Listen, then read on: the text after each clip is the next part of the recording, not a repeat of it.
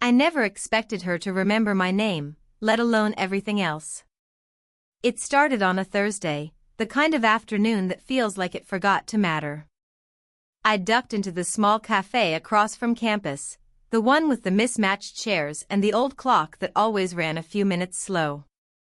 I told myself I was only there for the caffeine, but truthfully, I had nowhere else to be. My friends were busy, my phone stayed quiet, and the silence of my apartment had been louder than I could stand. She was already there, sitting near the window with a book half closed on the table, like she wasn't really reading. My friend's mom. Mrs. Bennett. I knew her as the woman who'd sometimes pick us up after games, the one who made polite conversation in kitchens while pouring iced tea. But seeing her here, away from all that, felt different, like she was slightly out of place but perfectly calm about it.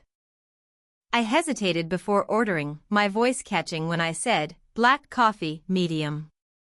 She looked up then, and for a second too long, her eyes stayed with me. "You always come at the right time," she said, smiling like she'd been waiting for me. I laughed lightly, unsure if she meant it as a joke. "Yeah? Guess I've got good timing." She tilted her head, closing the book fully now. "Or maybe I've just been here too long." That was the kind of line that stayed with me, the way she could make a simple sentence feel heavier than it looked. I carried my mug over and asked if I could sit, pretending like there weren't other empty tables. She didn't hesitate, just slid her bag to the side with a small nod. The conversation never tried to be anything it wasn't. She asked about school, I asked about the book she wasn't reading. She made an offhand joke about the cafe's unreliable Wi-Fi, and I found myself smiling more than I had in days. But what I noticed most wasn't the words. It was the way she stirred her coffee even though she didn't add anything, the way her fingers smoothed over the corner of a napkin without tearing it. Small, unconscious movements that made me look too long. At one point, she caught me staring at her hands, and I looked away quickly, pretending to check my phone. A screen full of nothing, just unsent drafts of texts I'd started to people I didn't really want to bother. "You're quiet," she said, not unkindly.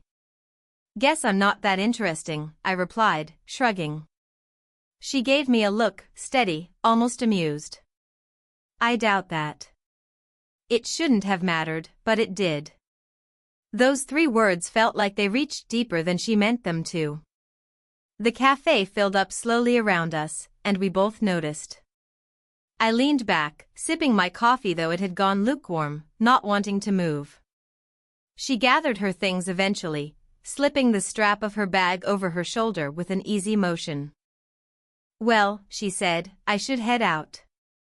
Something in me wanted to ask her to stay. Instead, I nodded, trying to look casual. "Yeah. See you around."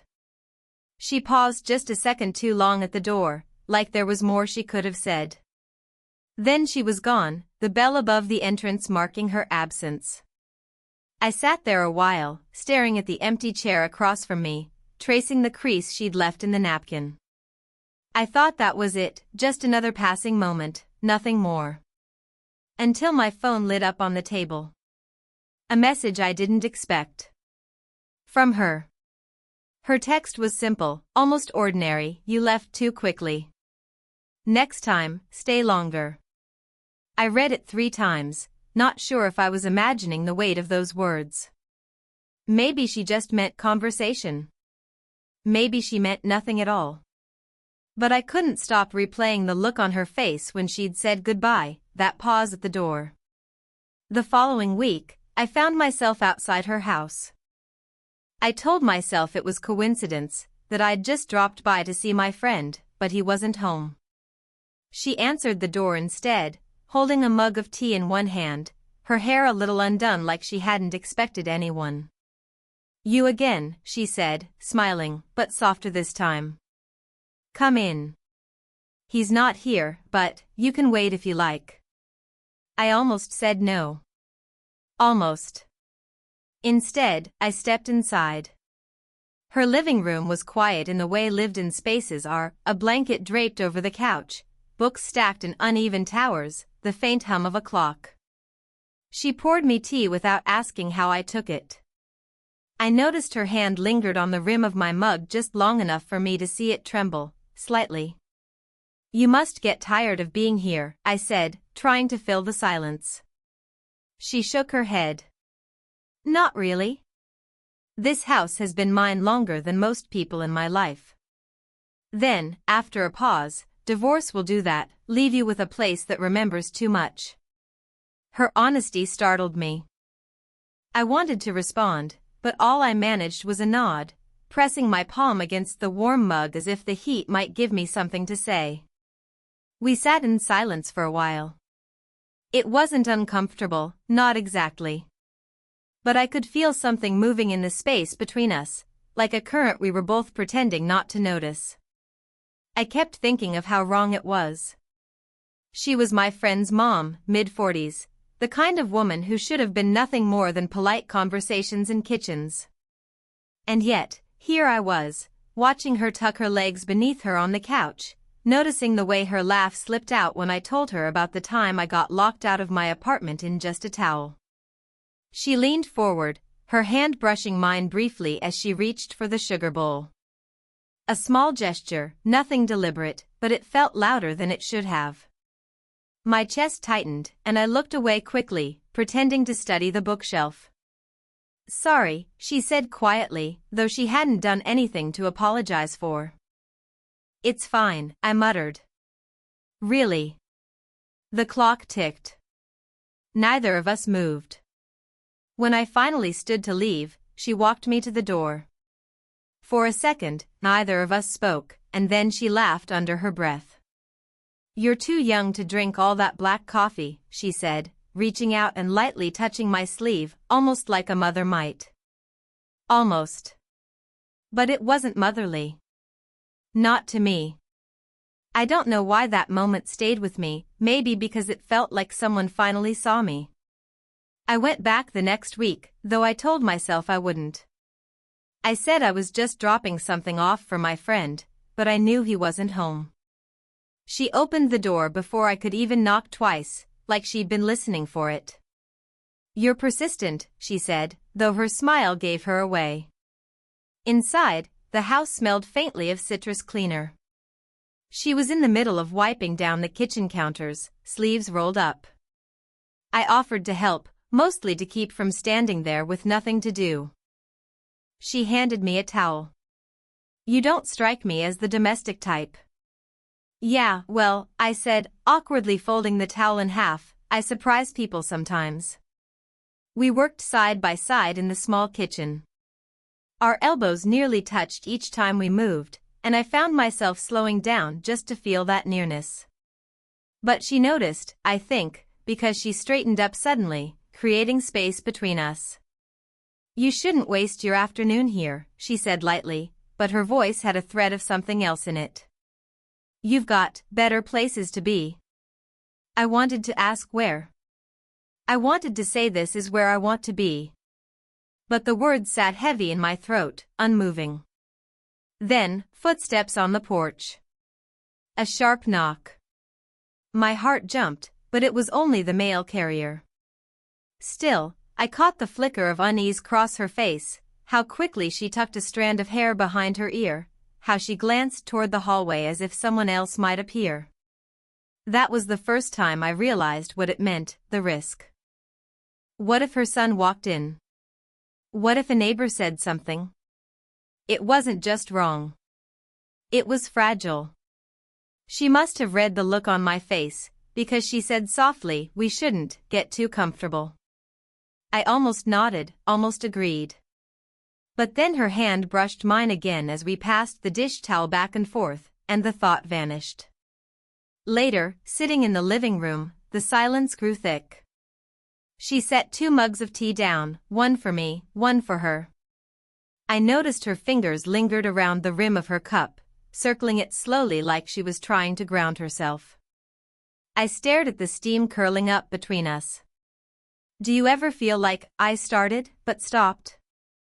Like what? She asked, barely above a whisper. I shook my head, trying to smile it off. Forget it. She leaned back, but her eyes stayed on me longer than they should have. It was enough to make my chest tighten, enough to make me lean forward just slightly, just close enough to see the small lines at the corner of her mouth. For one suspended second, neither of us moved. I swear the world went quiet. Her phone buzzed on the table, shattering it. She flinched, reached for it too quickly. I sat back, heat rushing to my face. We hadn't crossed the line. But we'd stood right at the edge of it. It was late afternoon when I saw her again, outside, trimming the plants along her walkway. I slowed as I passed, pretending I had somewhere else to go, but she called out. You walk by here a lot, she said, brushing dirt from her hands. Yeah.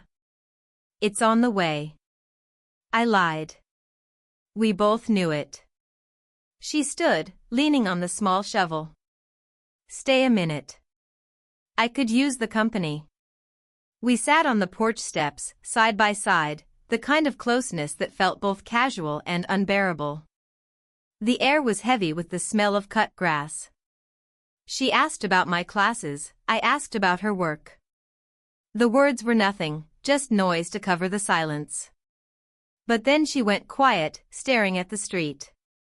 You remind me of him sometimes, she said finally. Your son? I asked. She shook her head, almost smiling. No. His father. Back when we were young. I didn't know what to say. The air between us shifted, like she'd pulled back a curtain without meaning to. My chest tightened at the thought that she could be looking at me and seeing someone else. Sorry, she added quickly. That's not fair to you. I wanted to tell her it didn't bother me. That I wanted her to think of me, even if the memory hurt. But I stayed quiet, tracing the edge of the step with my thumb. Sometimes I feel like I'm standing in two different lives, she continued softly.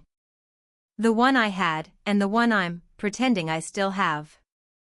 Her voice caught on that last part. I turned toward her, and for the first time, she didn't look away. I swallowed hard. I don't see you that way. As someone pretending. She studied me, her gaze steady in a way that made my stomach twist. Then how do you see me? The question hung there. Too big, too close. I looked down, forcing out a small laugh to cover it. I don't think I should answer that. Her hand rested on the step between us, not touching, just there. I wanted to reach across, to close the gap, but my hands stayed rigid on my knees. A car passed, breaking the stillness, but it didn't dissolve the moment. I worry, she whispered, that this, she stopped herself, shaking her head. Forget it. I leaned in, just enough. That what? Her lips parted, but she didn't finish. She let the silence answer for her. We sat there, both of us breathing too carefully, waiting for something neither of us had the courage to name. And in that pause, in that stillness, I wondered if I reached for her now, would she stop me? The next few days, I stayed away. On purpose. I told myself distance would steady things, that if I just gave her space, the tension would fade. But I found myself circling the block anyway, slowing when I passed her house, waiting for the flicker of light through her window. Nothing. No glimpse of her. No reason to stop. By the time I finally worked up the excuse to knock, her son answered instead. She's been busy, he said, leaning against the doorframe. Work. Other stuff. His tone was casual, but I heard the undercurrent. What are you doing here without me? I mumbled something about a project, then left, pulse thudding in my ears. That night, lying on my bed, I stared at the half-written text glowing on my phone. You okay? Haven't seen you around. My thumb hovered over send, then slid back. I erased it. Tried again. Erased it again. The silence stretched into a week. When she finally reached out, it wasn't with a smile. It was with distance. I found her at the cafe again, but this time she kept her book open, barely looking up. Thought maybe you'd forgotten this place, I said. My voice was lighter than I felt.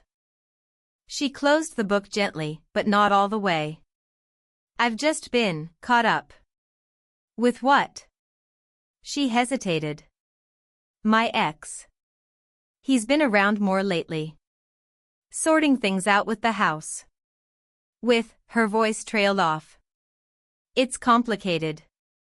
I nodded, though I hated how my stomach sank. I wasn't sure if I was jealous or just displaced. Probably both. We talked a little, but not the way we used to. Every sentence felt measured, guarded. She didn't stir her coffee absently, didn't let her gaze linger too long. It was like someone had drawn an invisible line between us, one neither of us dared to step across. When I left, she didn't pause at the door. No look over her shoulder.